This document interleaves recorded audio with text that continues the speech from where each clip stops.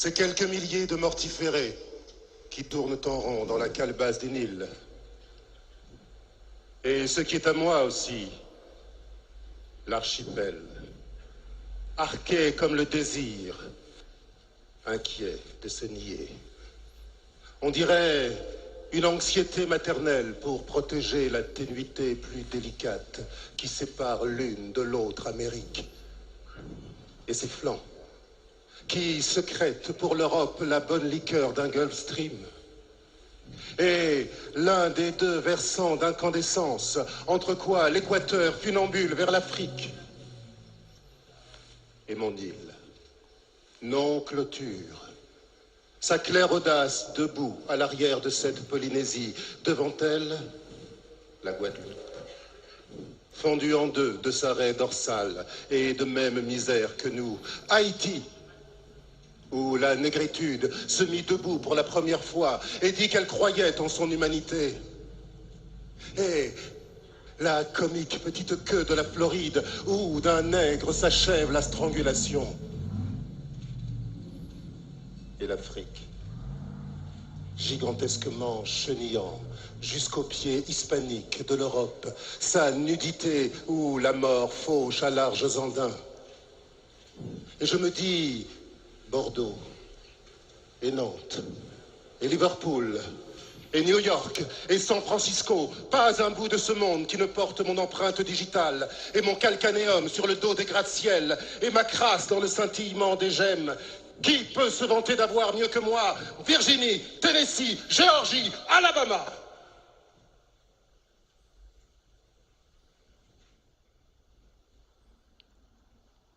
Gonflement de nuit aux quatre coins de ce petit matin.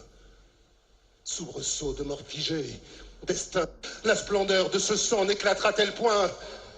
Oh non, nous n'avons jamais été Amazone du roi du Dahomey. Ni prince de Ghana avec 800 chameaux, ni docteurs à Tombouctou, Askia le Grand étant roi, ni architecte de Djenné, ni Madis, ni guerrier. Nous ne sentons pas sous l'aisselle la démangeaison de ceux qui tinrent jadis la lance. Et puisque j'ai juré de ne rien sceller de notre histoire, moi qui n'admire rien tant que le mouton broutant son ombre d'après-midi, je veux avouer que nous fûmes de tout temps d'assez piètres laveurs de vaisselle, des cireurs de chaussures sans envergure, mettons les choses au mieux. D'assez consciencieux sorciers, et le seul indiscutable record que nous ayons battu est celui d'endurance à la chicotte.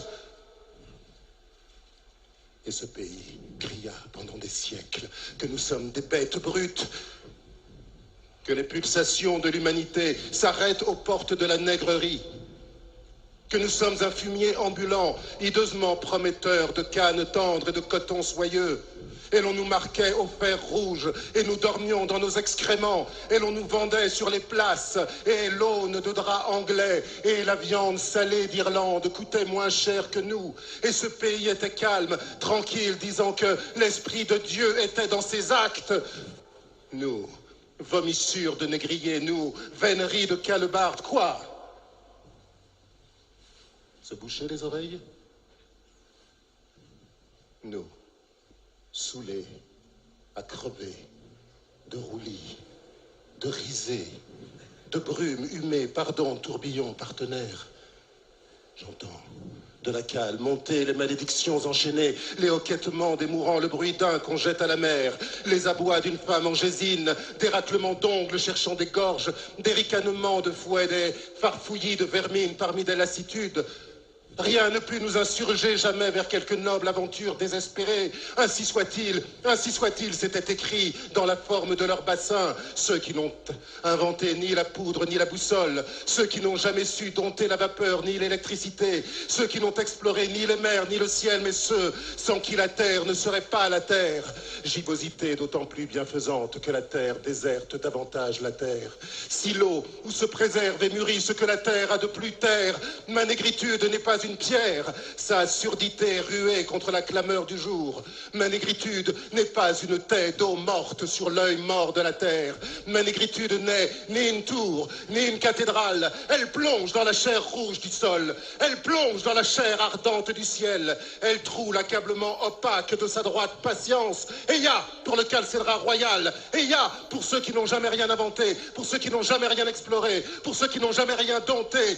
Mais ils s'abandonnent, saisis à l'essence de toute chose, insoucieux de dompter, mais saisis par le mouvement de toute chose. Tiède petit matin de vertu ancestrale. Et ya pour la joie, et ya pour l'amour, et ya pour la douleur, au pis de larmes réincarnées. Et voici, au bout de ce petit matin, ma prière virile, que je n'entende ni les rires, ni les cris, les yeux fixés sur cette ville que je prophétise, belle. Donnez-moi la foi sauvage du sorcier. Donnez à mes mains puissance de modeler. Donnez à mon âme la trempe de l'épée. Je ne me dérobe point faite de ma tête une tête de proue. Et de moi-même, mon cœur ne fait ni un père, ni un frère, ni un fils, mais le père, mais le frère, mais le fils. Ni un mari, mais l'amant de cet unique peuple. Faites-moi rebelle à toute vanité, mais docile à son génie, comme le poing à l'allongée du bras. Faites-moi commissaire de son ressentiment, faites-moi dépositaire de son sang, faites de moi un homme de terminaison, faites de moi un homme d'initiation, faites de moi un homme de recueillement, mais faites aussi de moi un homme d'ensemencement. Faites de moi l'exécuteur de ces œuvres hautes. Voici le temps de se ceindre les reins comme un vaillant homme. Mais les faisant mon cœur, préservez-moi de toute haine. Ne faites point de moi cet homme de haine pour qui je n'ai que haine, car pour me cantonner dans cette unique race, vous savez pourtant mon amour tyrannique, vous savez que ce n'est point par haine des autres races que je m'exige, bêcheur de cette unique race, que ce que je veux, c'est pour la faim universelle, pour la soif universelle.